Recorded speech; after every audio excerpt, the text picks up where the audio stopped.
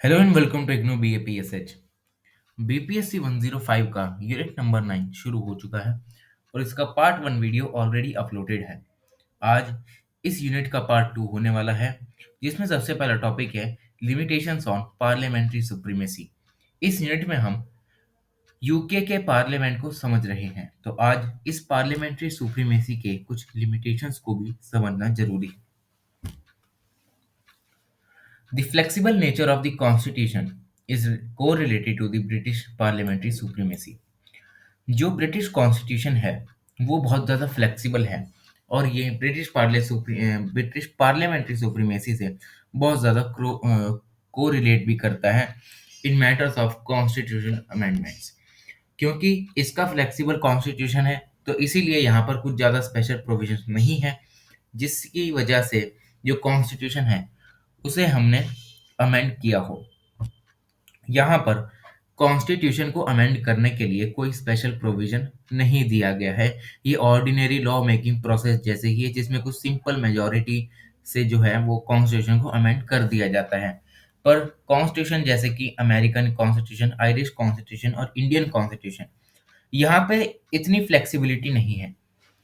यहाँ पर क्या है, यहाँ पर कुछ स्पेशल प्रोविजंस दे रखे हैं, कुछ स्पेशल प्रोसीजर्स दे रखे हैं, जिसकी वजह से जो कॉन्स्टिट्यूशन है उसके फंडामेंटल्स को चेंज या फिर अमेंड किया जा सकता है।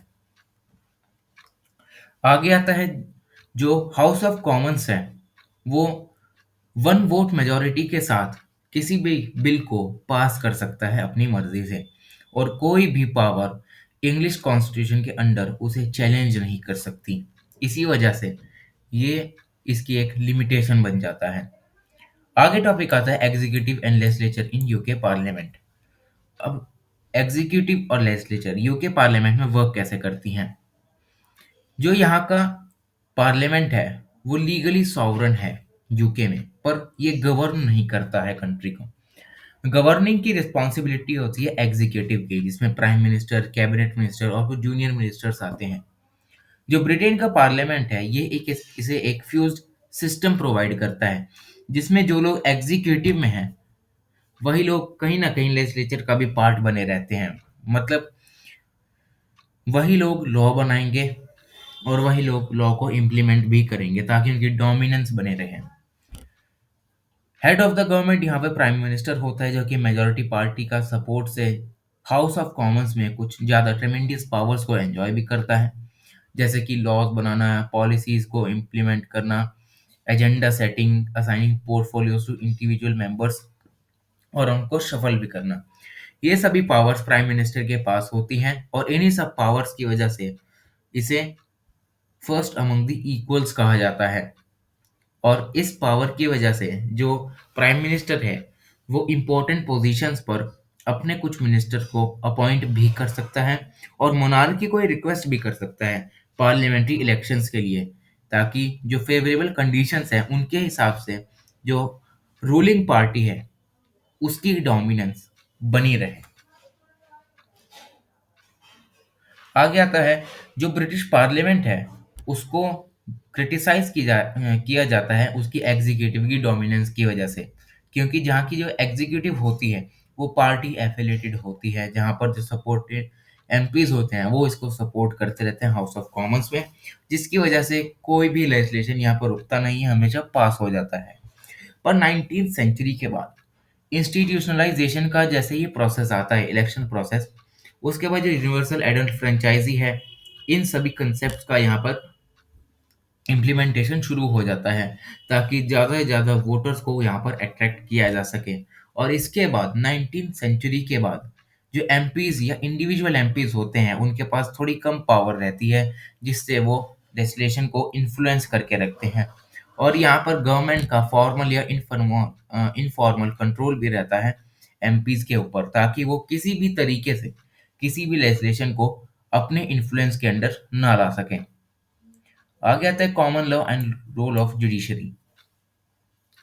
जो यहाँ की जुडिशरी है वो किसी भी लेजिस्लेशन को इंटरप्रेट तो कर सकती है और उसे अंडू नहीं कर सकती। वहीं जो पार्लियामेंट है उसके पास ये पावर दी गई है कि वो किसी भी जुडिशियल इंटरप्रिटेशन को लेजिस्लेट कर सकता है अपने तरीके से उसे काउंटर कर सकता है। In the absence of a fully written and codified constitution in this unitary state, the parliament is not held back on account of judicial pronouncement and considerations.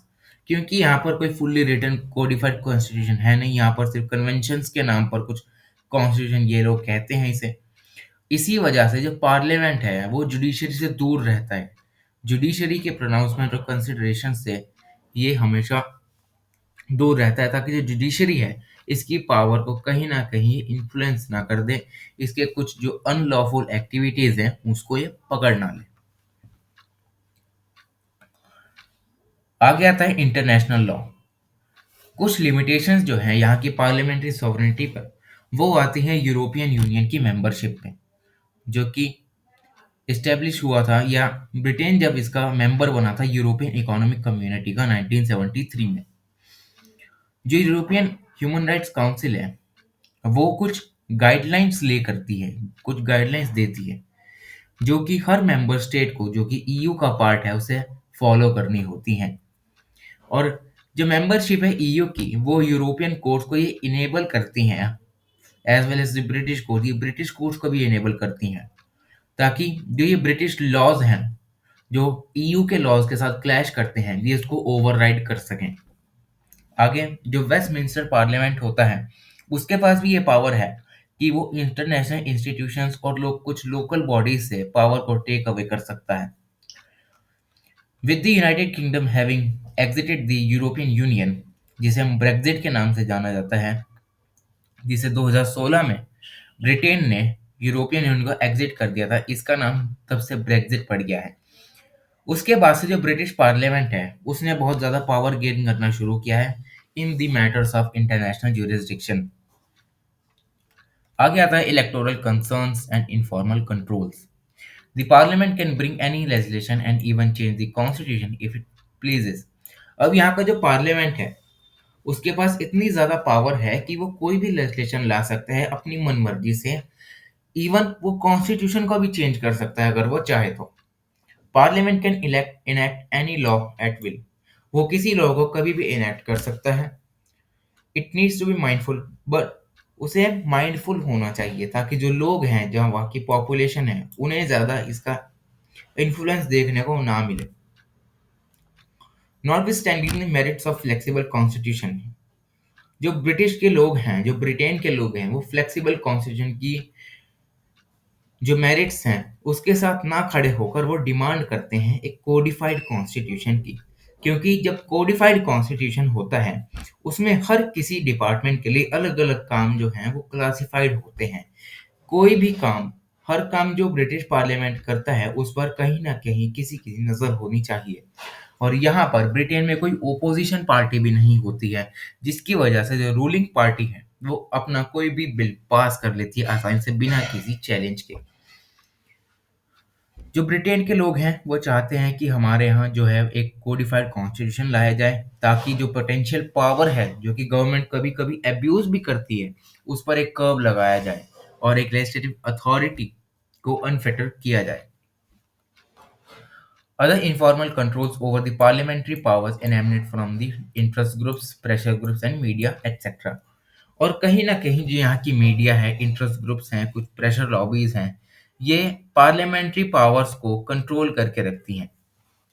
The legal sovereignty of parliament therefore is stained by political sovereignty of electorate who hold power not limited to but exceptionally during the elections। और जो legal sovereignty होती है parliament की वो एक electorate के हाथ में रहती है, जो कि पॉलिटिकल सॉवरन होता है, जिसके पास ज़्यादा पावर होती है इलेक्शंस के समय पर, जो इसे अलग अलग तरीके से अपने हिसाब से इंटरप्रेट करता रहता है, अपने कंट्रोल में रखता है। Party loyalties disciplines and with therefore in a sense have imposed limitations on the parliamentary sovereignty to result in government's prepondence in the legislative and implementation competence। कुछ पार्टी की लॉयल्टीज, डिसिप्लिन्स और whip, इसी की वजह से जो British parliament है उस पर कुछ लिमिटेशन इम्पोज की जाती हैं, जिसकी वजह से जो गवर्नमेंट है और वहाँ के लेजिस्लेटिव प्रोसेस है वो बहुत ज़्यादा हिंडर होता है। However, dissent with the parties is not very rare, and leaders' government have been replaced on this court, for example. अब जो ये पार्टी है उसमें जो डिसेंट है वो बहुत ही रेयर देखा जाता है, क्योंकि जो लीडर्स ऑफ गवर्नमेंट होते हैं वो अलग अलग टाइम पर रिप्लेस होते रहते हैं इस काउंट में। एग्जाम्पल के तौर पे जो जॉन मेजर थे, उन्होंने मार्गरेट थैचर को रिप्लेस कर दिया था, क्योंकि उनका बहुत ही कम सपोर्ट से वो मार्जिन से वो प्राइम मिनिस्टर बनी थी 1990 में। आगे आता है रूल ऑफ लॉ। जो कंसेप्चुअल ओरिजिन होता है रूल ऑफ लॉ की डॉक्ट्राइन का, वो कुछ क्लासिकल पॉलिटिकल फिलोसफर से हम ओ कर सकते हैं, जैसे कि प्लेटो, एरिस्टोटल, जो कि एडवोकेट करते हैं कि जो लॉ है उसे पैशन से नहीं रीजन से कंसिडर करना चाहिए, जो कि वहाँ का रूलर है। एरिस्टोटल ने ये कहा है कि जो लॉ है वो उनको गवर्न करे जो कि पावर में है, should be the servants of the law, उन्हें वो सर्वेंट्स ऑफ द लॉ भी कहते हैं। The doctrine of rule of law implies that both citizens and the government, including officials, are bound by the law, which is already determined and specified in the general terms.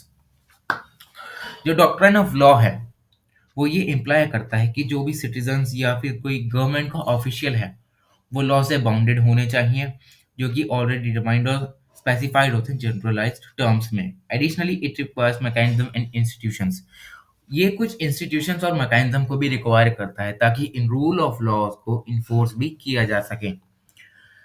During the middle edges the monarch would swear an oath to affirm evidence positive and customary to divine law, but the historical origin of concept in United Kingdom is owed to Magna Carta by King John in 1925, 1215 sorry.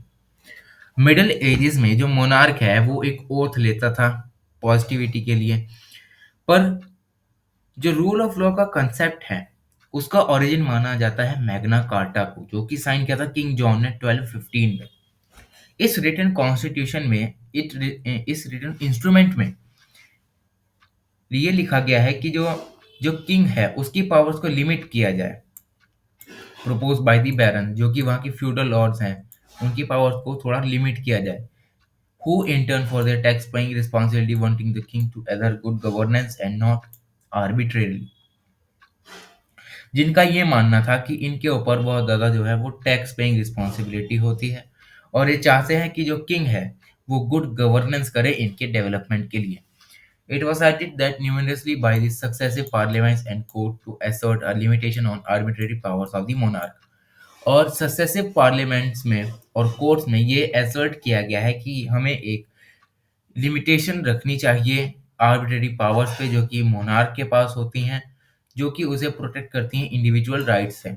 This was in sharp contrast to doctrine of divine rights, और इसे divine rights के contrast में भी देखा जाता है, जो कि 16th सेंचुरी में प्रोपाउंड किया गया था by the Jean Bodin in response to religious wars between the Catholics and Protestant. Catholics और प्रोटेस्टेंट्स की वजह से जीन बॉदिन ने एक कंसेप्ट फॉर्म किया था जिसका नाम है डिवाइन राइट्स थ्योरी, जो कि 16th सेंचुरी में आया था। इसे यहाँ के मोनार्क के आर्बिट्रेरी पावर्स के कंट्रास्ट में देखा जाता है, जहाँ के जो मोनार्क है वो कुछ भी कर सकता है, उसके पास ही सारी पावर होती है।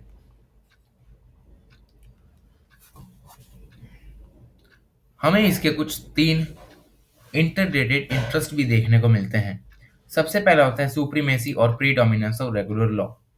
यहाँ पर जो रेगुलर लॉ है उसकी सुप्रीमेसी होनी चाहिए, उसका प्रीडोमिनेंस होना चाहिए, ताकि जो गवर्नमेंट है वो आर्बिट्रेरली रूल ना करे, डिफॉल्टर्स और वॉयलेटर्स को पनिश करे। सेकंड है all citizens are equal before the law and some set of rules would be applicable to citizens and government officials alike in case of violation would be similarly tried by the ordinary courts of law.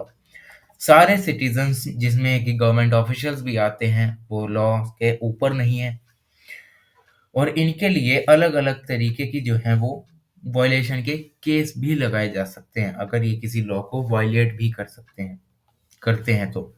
The parliamentarians to enjoy immunity and privileges in certain aspects which are not available to common citizens, पर इसमें भी कुछ हमें exceptions देखने को मिलते हैं, जहाँ पर कुछ पार्लियामेंटेरियंस जो हैं वो इम्यूनिटी को इम्यूनिटी उनके पास होती है कि वो किसी भी लेजिस्लेशन से वो बच सकते हैं, किसी भी जुडिशियल जो वहाँ का एक्शन होता है उससे बच सकते हैं। ये सिर्फ इनको ही प्रोवाइड किया जाता है, कॉमन सिटीजन्स के पास ऐसी इम्यूनिटी नहीं होती है। Predominance of legal spirit which maintains that a defense of individual rights and liberties is legally and judicially recognized by the common law। यहाँ पर एक लीगल स्पिरिट का डोमिनेंस जरूरी होता है ताकि जो इंडिविजुअल राइट्स और लिबर्टी हैं उनको लीगली और जुडिशियली रिकॉग्नाइज किया जाए कॉमन लॉ से। The principle of parliamentary sovereignty theoretically and practically limits the courts as the latter is not the custodian of the constitution and the parliament has the power to amend any law and provisions of fundamental liberties and deems fit.